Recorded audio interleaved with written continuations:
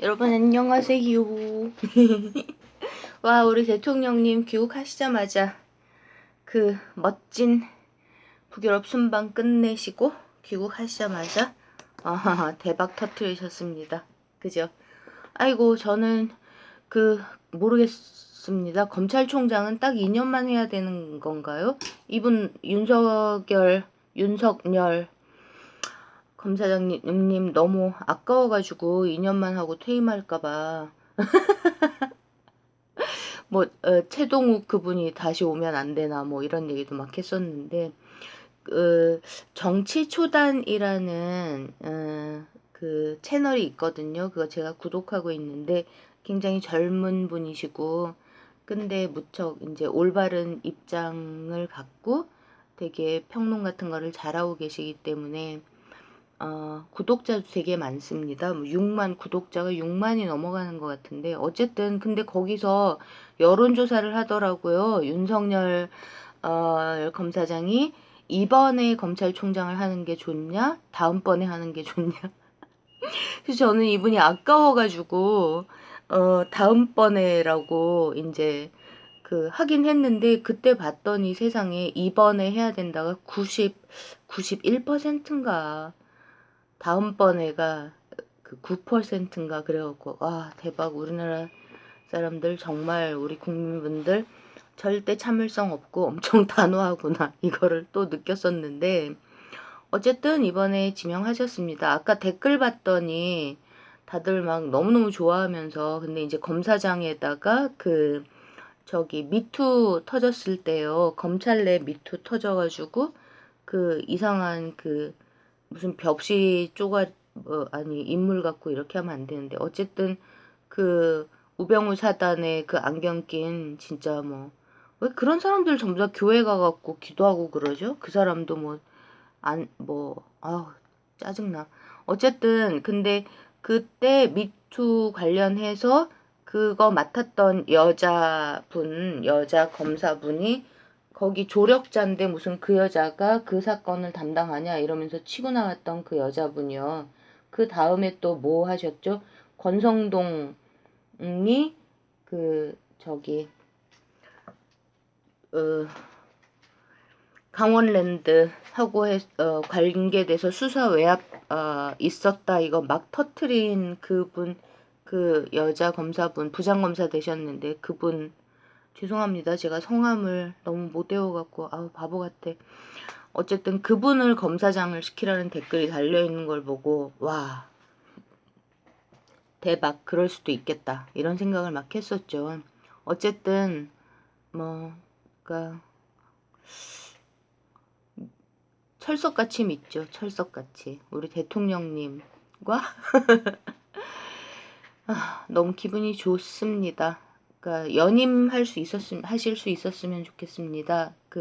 아니면 이런 식으로 이제 검찰 내의 적폐들이 떨려 나가기 시작하면 우리 국민들이, 뭐 저만 모르고 있을 수도 있죠. 제가 워낙 무식하니까요. 근데 많은 묵묵하게 자기 일을 애국적으로 하고 하시면서 이제 국민들에게 이름이 노출되지 않았던 많은 진짜 애국적인 검사분들이 쫙 부상하실 수도 있겠죠.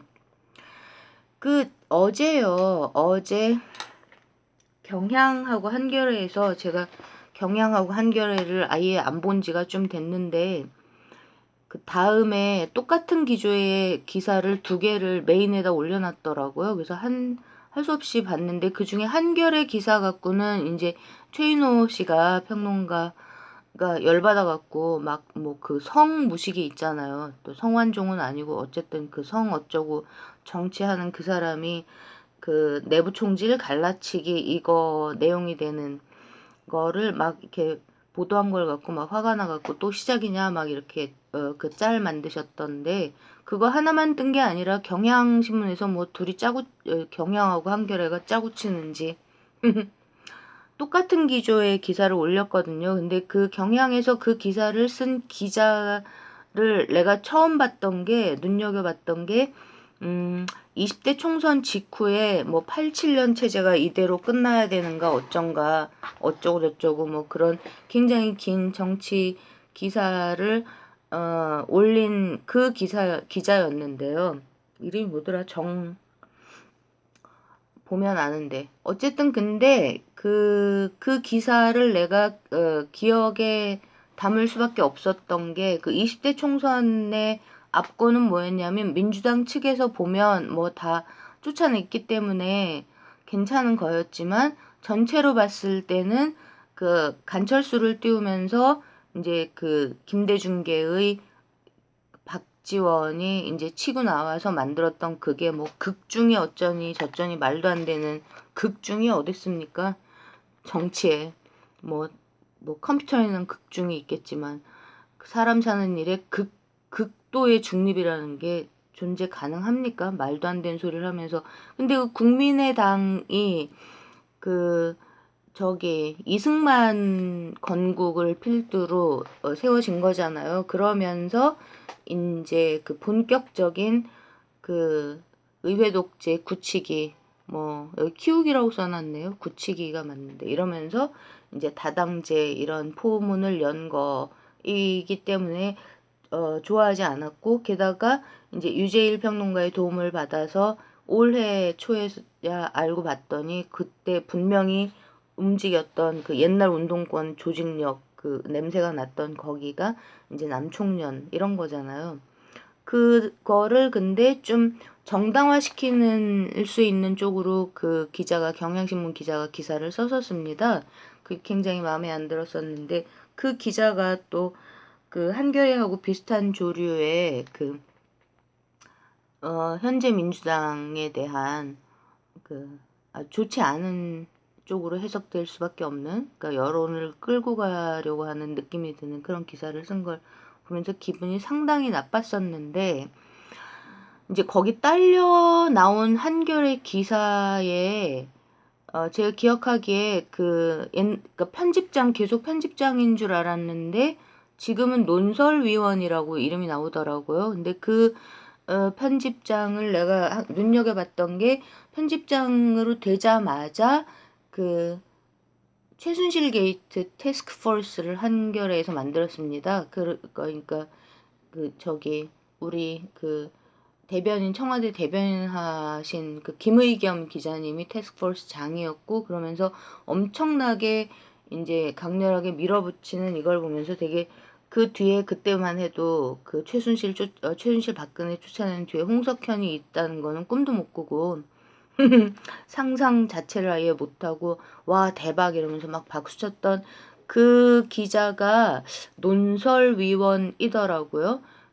근데 이제 김현미 장관 인터뷰한 기사를 아니다 그 전에 본 게 이제 그 지금 현재 문재인 정부에 대한 그 이른바 진보라는 언론들 그러니까 그 어제 떴던 그 경향과 한겨레 경향의 그 민주당하고 문재인 정부 까대기 그 밥맛 떨어지는 기사들에 따라가지 않는 그런 거를 노무현 정부 때 어떻게 자칭 진보들이 노무현을 쓰러뜨렸는가 이거 쓴 거를 먼저 본 것 같습니다.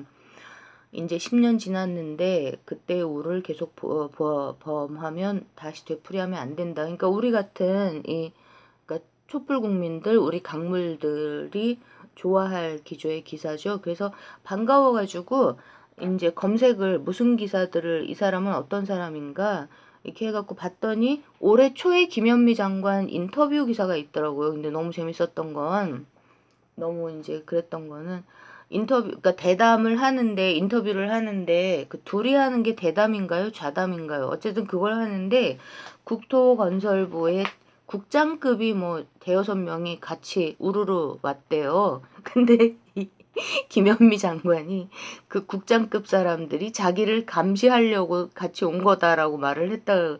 그렇게 써 있어갖고 너무너무 웃었었는데, 그러니까 이게 이제 제가 계속 주장해서 말씀드리는, 그러니까 딥 스테이트를 적극적으로 교란시키는 현 정부의 국민을 위하는 정책을 적극적으로 교란시키는 딥스테이트 성원들을 구체적으로 찾아내서 다 이제 그러니까 빨가벗게 해야 된다. 이거 제가 계속 주장하고 있잖아요. 그 극명한 사례를 얘기를 한 거죠.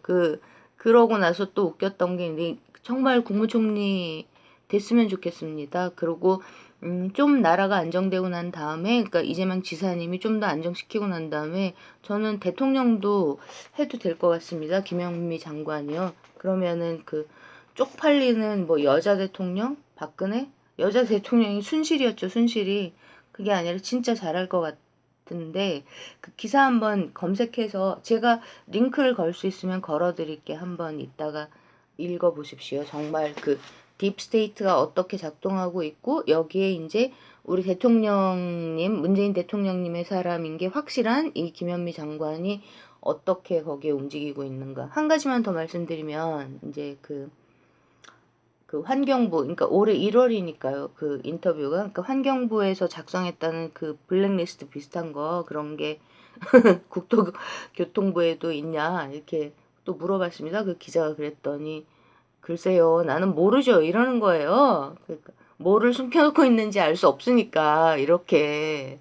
그러니까, 이제 그 장관으로, 2017년에 들어간 거고, 그러니까 공무원들은 이제 업무의 계속성으로 계속 하고 있는 거잖아요. 그랬더니 다 그 옆에 배석하고 있던 국장급들이 다 손사래를 치면서 우리 그런 거 없다고 막 난리를 쳤대요. 네, 진짜 웃겼습니다. 그러면서 이제 그 아주 중요한 얘기들 그리고 본인의 그 실력과 능력이 드러날 수밖에 없는 이런 얘기들을 그 기사에서 아주 많이 했더라고요. 인제서 봤습니다. 근데 이제 웃겼던 거는 그러니까 그게 그 개기는 공무원 이것만이 아니라 더 적극적으로 딥스테이트 노릇을 하는 그런 그 관료 행정부 내의 그 적폐 이거의 하나의 또 표상이 될 수가 있다는 거죠. 근데 이제 자기는 모른다. 뭐를 숨겨놨는지 내가 어떻게 아냐. 이렇게 얘기하는 그걸 보면서 정말 야 대단한 아줌마다. 참 마음에 든다. 이런 생각을 또 했었습니다. 물론 뭐 잘 못하고 있는 것도 많이 있죠.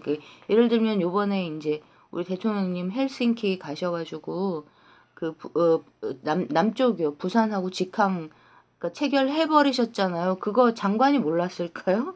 저는 알았을 것 같습니다. 아니면은 가서 그거 해달라고 부탁을 했을지도 모릅니다. 그런 식으로 이제 그, 뭐죠? 어디 항공사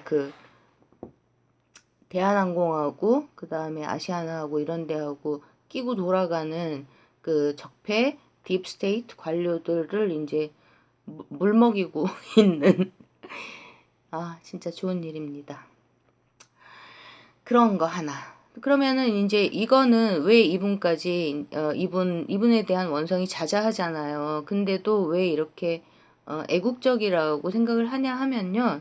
이제 유재일 평론가가 저를 차단 안 한 게 맞더라고요. 어떤 짤에서 세상에 그 엄청 오래된 일인데 나를 잊어먹지도 않고 강물 아줌마 막 이렇게 얘기를 하고 깜짝 놀라서 들어봤었는데 이제 그러고서는 내 방송을 안 들으니까 당연히 이제 내가 문재인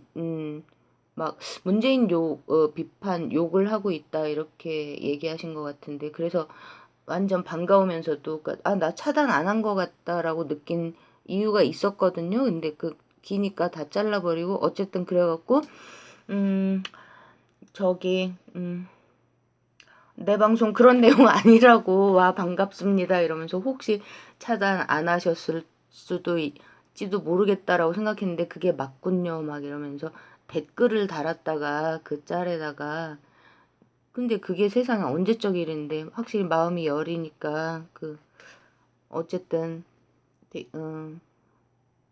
그렇게 댓글 달았다가 또 지웠습니다. 왜냐하면 보는 눈이 정말 많더라고요. 난리 쳤던 그날 밤에 그 일이 있었던 직후에 나한테 쫓아와가지고 어떤 사람이 댓글 달아놓은 거 보고 진짜 와 골 때린다 이렇게 생각을 했었는데 또 누가 보고 또 뭐라고 할까봐 그냥 썼다가 좀 있다가 지워버렸는데 어쨌든 이분들 성함을 왜 적어놨냐 하면요. 진짜 웃긴 게, 그 중국 화웨이 둘러싸고 이제 지금 시진핑의 본색이 드러나고 있잖아요. 그러니까 제가 이제 2017년, 특히 2017년 초반부 그때 저한테 뭐 유튜브를 해라, 팟캐스트를 해라, 그 미국 정세가 우리나라에서 너무 모른다, 그걸 좀 알려라, 이렇게 저한테 얘기하신 분들이 사실은 한두 명이 아니었거든요. 뭐 일각에서는 트럼프 얘기 좀 그만해라 이러면서 뭐 뒤를 조직을 동원해서 시스템을 동원해서 막 압박을 받고 막 이런 일도 많이 있었지만, 또 이제 적극적으로 알려라라고 얘기했던 막 그 강권하고 그랬던 분들도 되게 많은데, 그때 제가 생각했던 거는요, 좀 지나면서, 근데 이제 우리 문재인 대통령님이 이제 외교부 장관을 그 시스템 안에서 전문 외교관이 아니라 그, 어머 세상에, 그 외교부 장관 성함도 생각이 안 나네요. 강경화 장관을 이제 발탁해서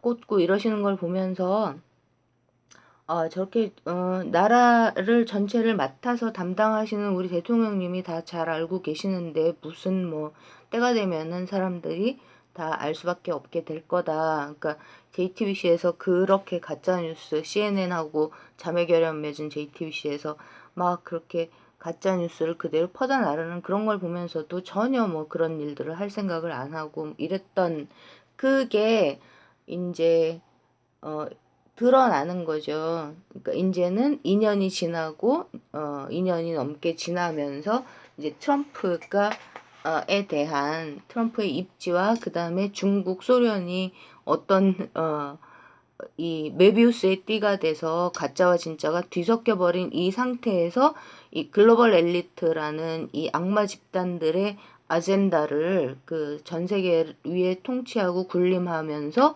그러니까 어, 초대 자본의 힘을 전면에 내세우는 그런 이제 그 금권 정치, 그 다음에 그 테크노크라시라 그러죠. 그 테크놀로지 4차 산업혁명 시대가 열렸으니까요.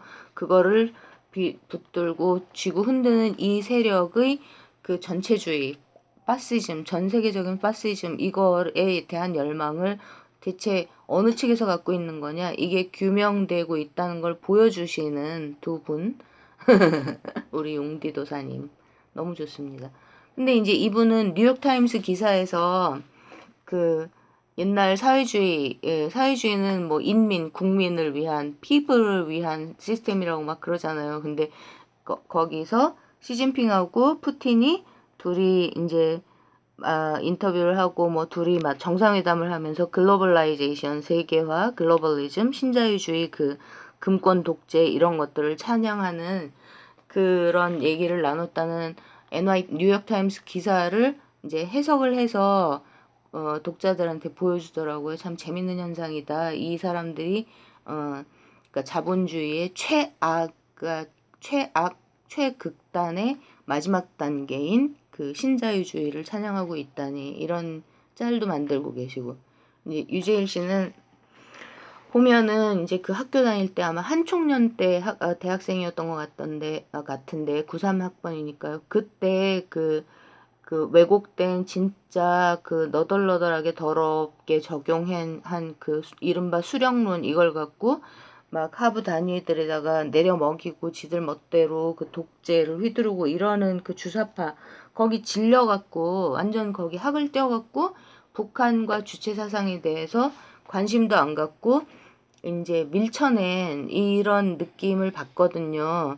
그 지경까지가 아니었으면은 주체 사상에 대해서 공부를 좀 했을지도 모릅니다. 최인호 씨는 그 한번 실방에서, 제가 차단당하기 전에 그 실방에서 주체 사상을 그 설명을 하면 지금 독자들 중에 17.5%는 주사파가 될지도 모른다고 그렇게 굉장히 재밌게 하시잖아요, 방송을. 그래서 내가 막 그때 웃으면서 이제 채팅방에다가 17.5%밖에 안 되냐고 막 그렇게, 이제 채팅도 막, 수다도 떨고 그랬었는데, 어쨌든 이제 그 유재일 평론가도 어제 방송이었던 것 같습니다. 그 파웨이를 둘러싸고 시진핑이 벌이고 있는 짓거리, 그 파웨이가 그 뭐야 4G인가요? 5G 뭐 말고 그 4G에 대해서도 그 축적된 기술이 하나도 없던 중국 화웨이에서 어떻게 갑자기 5G를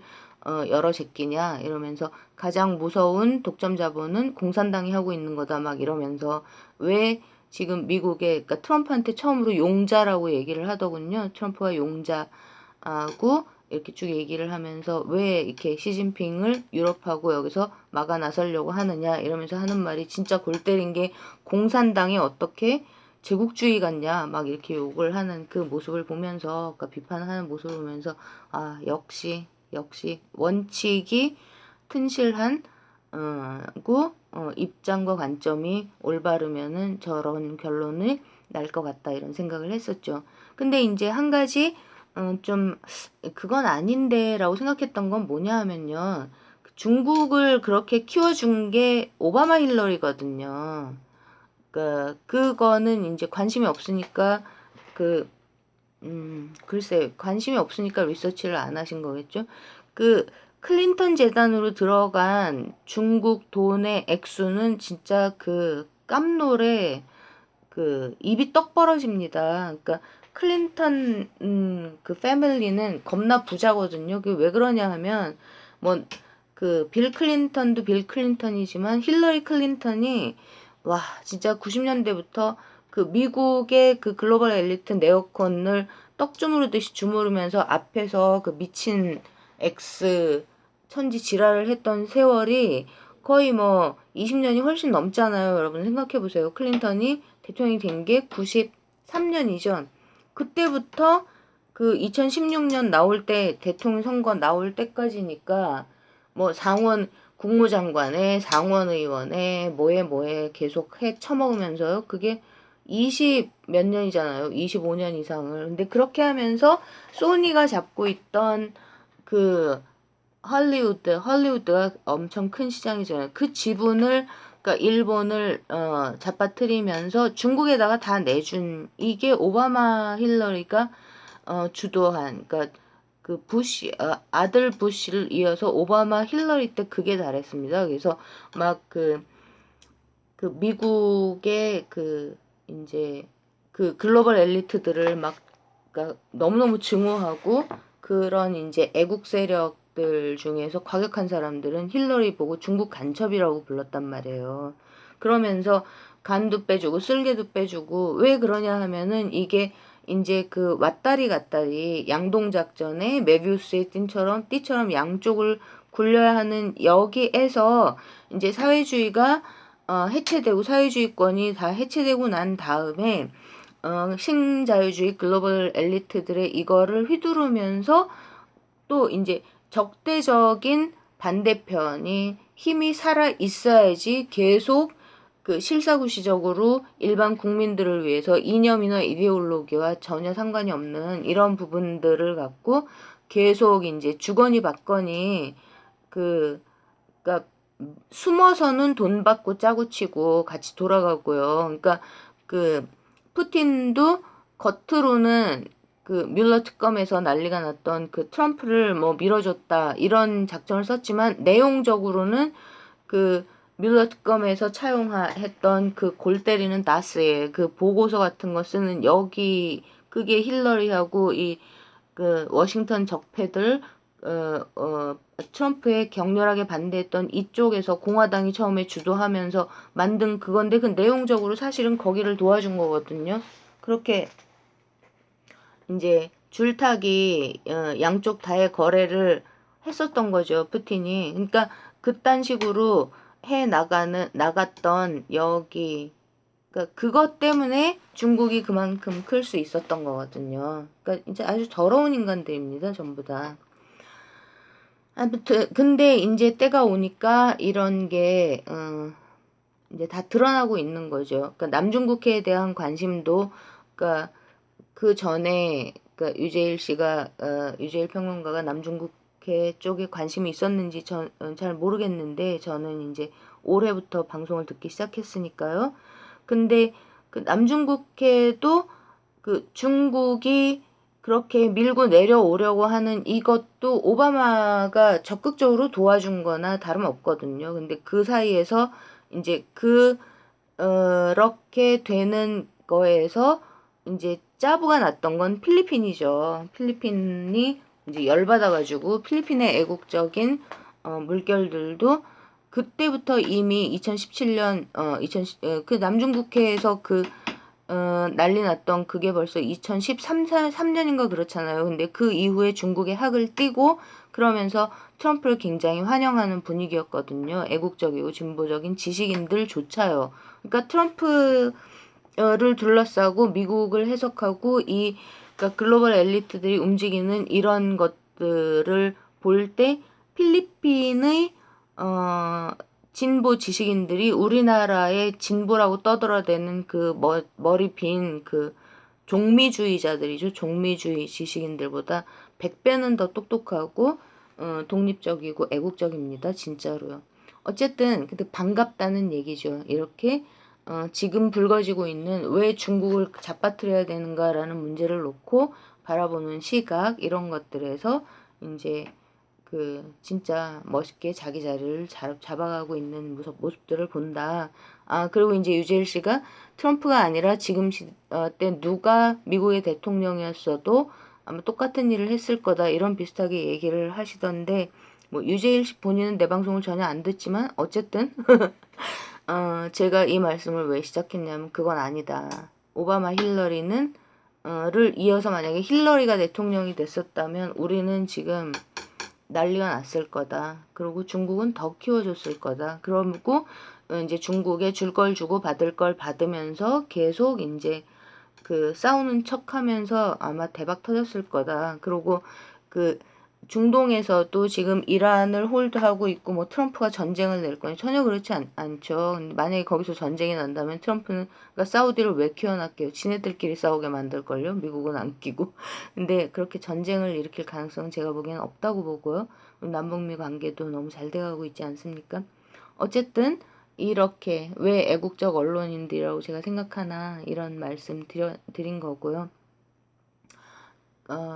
우리 최인호 씨도 이제 시스템 이런 거를 너무 그러니까 그렇게 하는 거기에는 아무래도 우리나라는 서울대 나온 사람들은 우리나라가 서울대 거라고 대통령으로 뜨지는 못하지만 서울대 거라고 생각을 하는 분위기가 실제로 이제 서울대 나온 사람들이 딥스테이트의 요소의 1% 기득권과 그 다음에 친일 적폐, 종일 적폐, 종미 적폐 이쪽을 굳히기를 해주는 모든 요소에 다 서울대 출신들이 잡고 있기 때문에 특히 정말 국민들 눈에 보이지 않는 모든 국민들이 잘 신경을 못 쓰게 되는 이런 부분들은 다 그쪽이 잡고 있기 때문에 뭐 그렇게 생각할 만도 하죠. 뭐 그럼에도 불구하고 올바른 원칙과 입장과 시각을 잡아 나가실 것이다 라고 저는 생각하면서 기다리고 있는 중입니다. 일테면 이제 조금 여기 이어서 말씀을 드려보자면요. 그러니까 이재명 지사님 적극 지지 채널에서 제가 굉장히 좋아하는 이제 우리 적폐청사님 채널이에요. 이분도 목소리 들어보면 좀 그러니까 나이가 그렇게 많지 않으신 그런 젊은 남성분이신데 저는 이분의 입장이 참 좋다고 생각하거든요. 그러니까 처음에는 많은 사람들이 그랬듯이 이재명 죽이기의 주범이 이제 문재인, 김경수 쪽이라고 굳게 믿고 계시는 것 같아서 제가 좀 안타까운 마음, 속상한 마음 이런 것들이 있었는데 요즘 얘기하시는 거 보면은 그게 아닌 것 같다라는 게 우리 대통령님 행보를 통해서 많이 드러나니까요.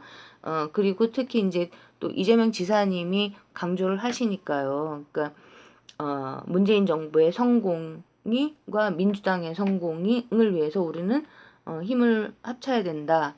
그러면서 이제 가짜 뉴스를 퍼뜨리는 쪽하고 멱살잡이를 하지 말고 국민들에게 진실을 알리십시오. 그들과 멱살잡이에서 이겨도 국민들이 모르면 아무것도 소용이 없다라고 얘기하시면서 당에 입당을 해서 당을 바꾸고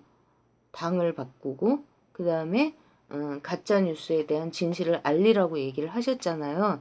근데 거기서 이 당에 입당해서 당을 우리 것으로 만드는 우리 문재인과 이재명을 지키고자 하는 우리 모두 우리 애국 국민 우리 강물들의 것으로 당을 바꾸는 문제에 대해서는 우리 정량일 선생님이 권리당원 대의원 되는 거 막 하고 그러니까 굉장히 실속 있게 강의를 계속 해주고 계시는 거고요.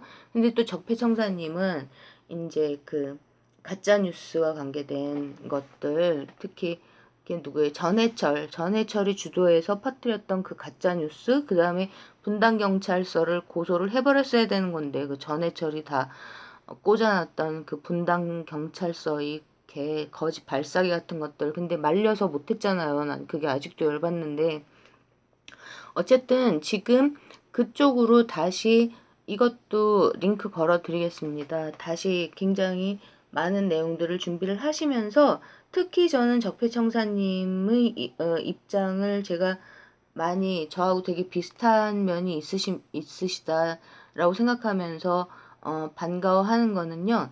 그 제가 제 방송과 그 다음에 그 작전 세력들이 시작한 특히 남총련 쪽 광주 이쪽하고 그 국물당 띄운 쪽하고 관계가 많은 나 보이는 쪽이 확실합니다. 그게 한쪽은 내가 초창기부터 보고 있었던 그러니까 둘 다 외국에 있는 사람들이 이 얘기를 많이 한다고 말씀드렸잖아요.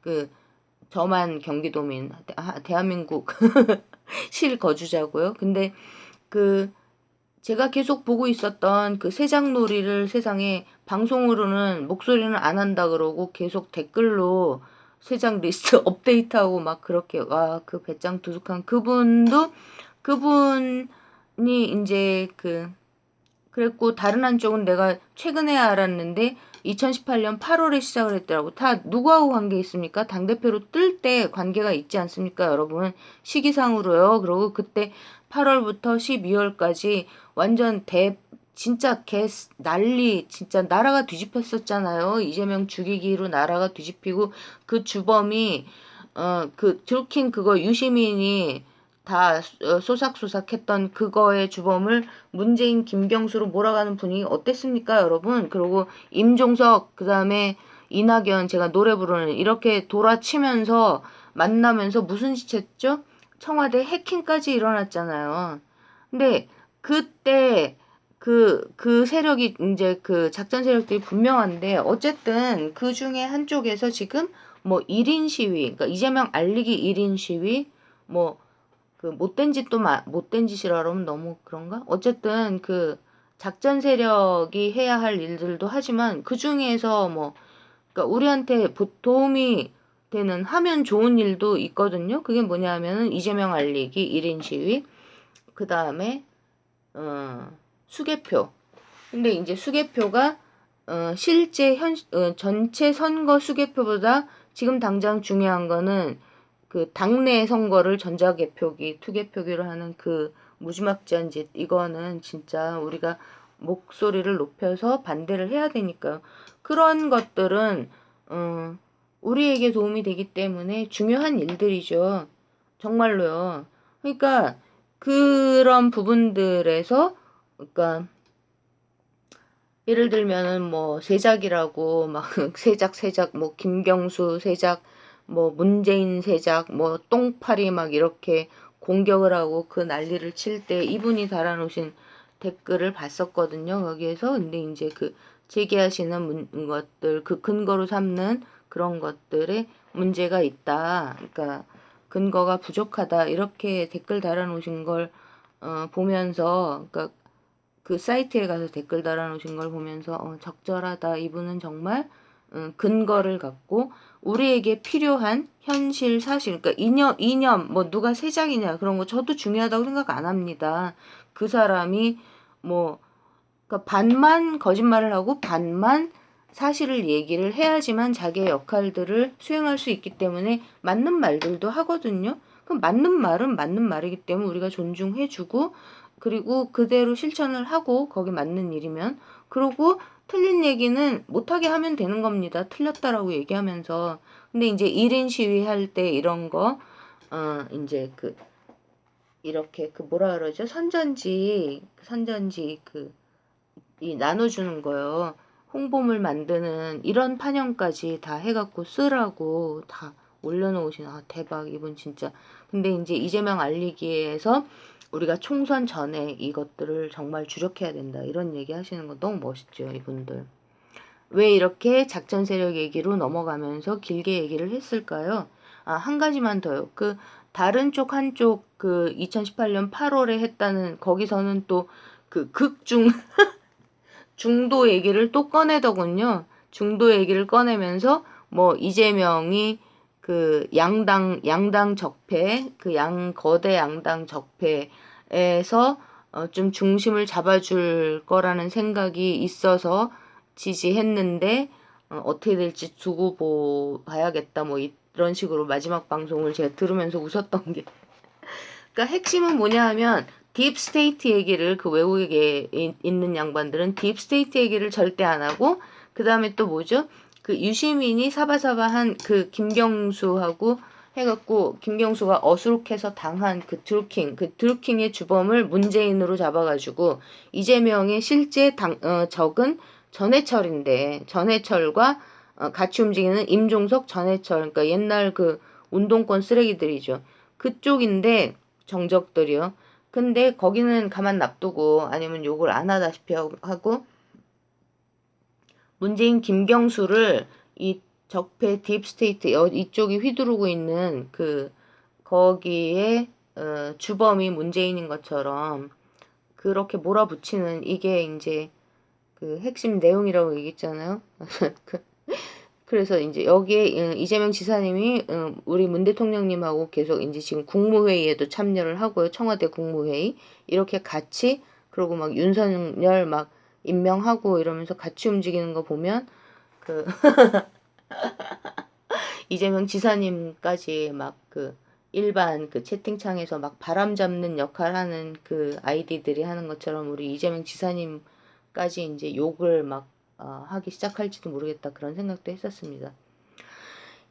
이렇게 이제 우리 그 강물, 우리 물방울들이 모인 우리 강물, 그리고 그 속에서 이제 우리 300만 권리당원 쟁취하고요. 문재인 이재명 표 권리당원이죠. 그러니까 친노 친문 그 떠들어 제끼는 이런 쪽 말고요. 그 다음에 대의원도 2만 명 정도를 확보하고 이렇게 하는 이것에서 이해찬은 지금 뭐 하고 있는데요? 패스트트랙으로 올렸잖아요.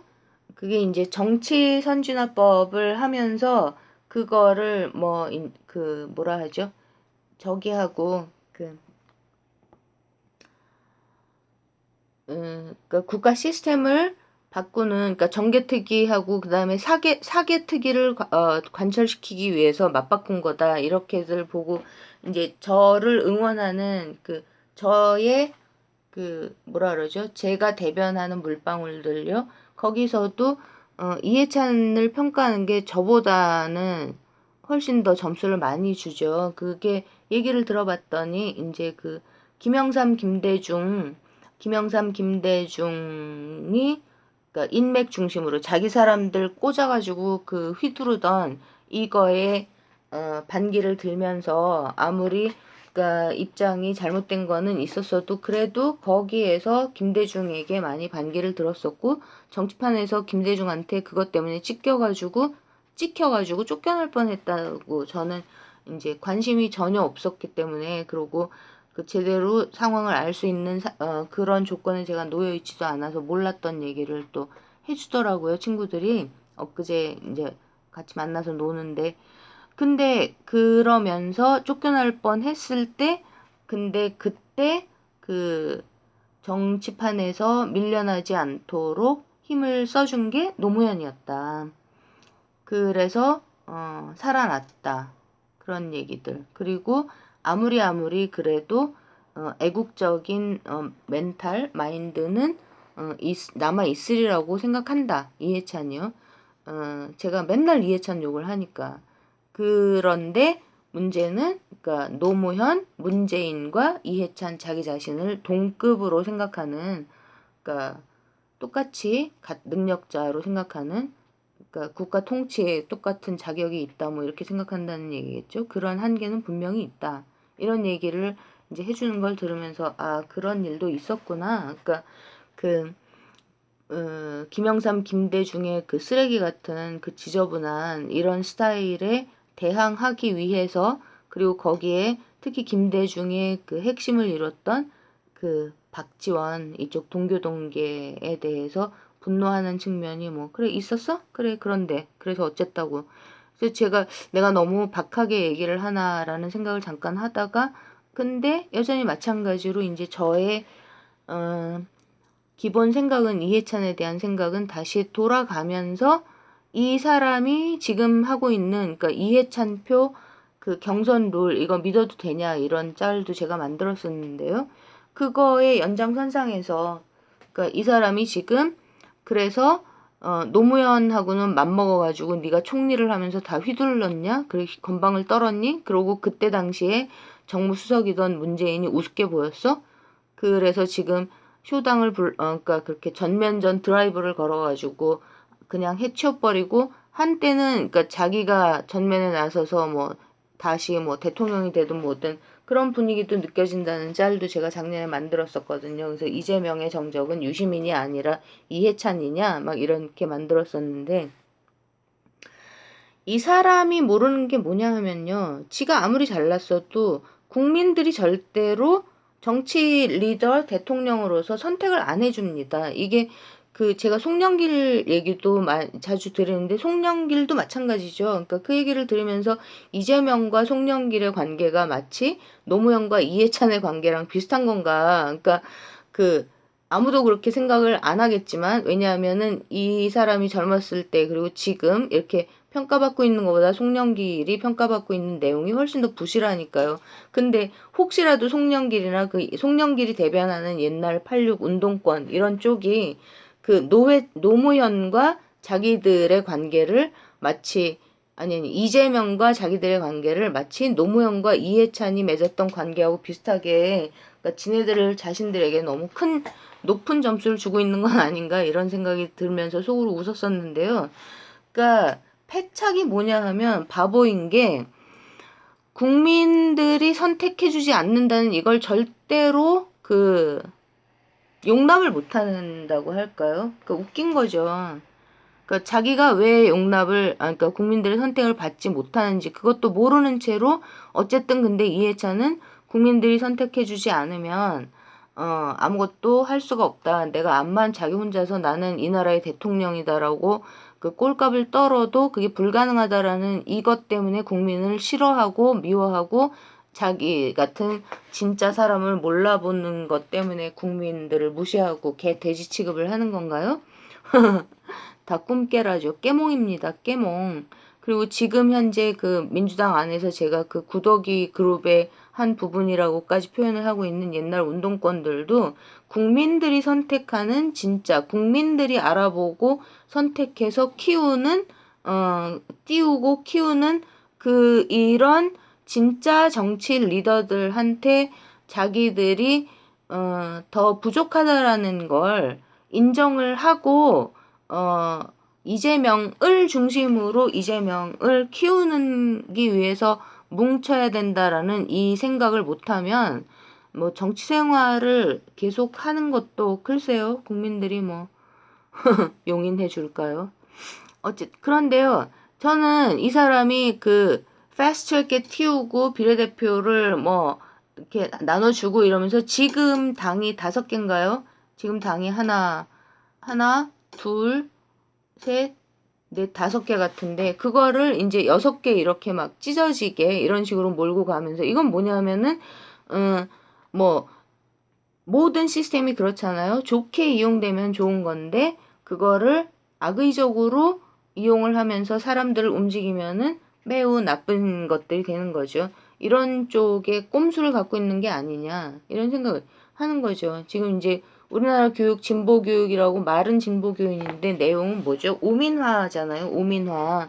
그러니까 단적인 예가 제가 중고등학교 때 참 착실하게 받았던 게 이제 경제 수업이거든요. 정치 경제 이렇게 묶여서. 근데 그때 중고등학교 때 수업 받았던 그 경제 그 교과에서 그냥 앉아서 듣기만 했는데도 지금 현재의 그 화폐 시스템이요. 돈이 아니고 그냥 물건을 차고 넘치는 물건을 유통시키기 위한 수단일 뿐이다라는 그 돈의 본질까지도 그때 배웠던 경제 과목 이거를 기본으로 알아볼 수밖에 없는데 지금 우리나라에서 여러분 경제 과목이 필수 과목인지 아닌지 중고등학교 때 그것들도 눈여겨보십시오. 이렇게 교육을 오민화로 끌고 갔던 노무현 정부, 그 진보 정부에 숨어가지고 그거를 움직였던 사람입니다. 이게 뭐 하고 있는 겁니까? 그러니까 그 작전 세력이라고 일컬어지는 그 외국에 있는 사람들은 딥스테이트 얘기를 절대로 하지 않으면서 그 채널들이 동시에 이해찬 욕도 절대로 안 하죠. 비판을 절대로 안 하죠. 왜 그런지 그것도 한번 생각을 해보십시오. 대장부엉이잖아요. 저는 이렇게 생각을 하다가 그래서 이 대장부엉이라는 이 부엉이 모임 이거가 우리는 다 우리 노무현 대통령님 그 일당하신 부엉이 바위로만 생각을 하는데 이게 혹시 미네르바인가? 그런 생각까지 들더라고요. 미네르바가 뭐냐 하면요. 여러분 일루미나티 그렇게 얘기하지 마시고 그러니까 글로벌 엘리트들이 자기네들이 그러니까 단체 이름을 내걸고 움직이는 것들이 있거든요. 그 중에 이제 엄청 유명한 것 중에 하나가 The Bones and Skull인지 The Bones and Skulls인지 그 예일 대학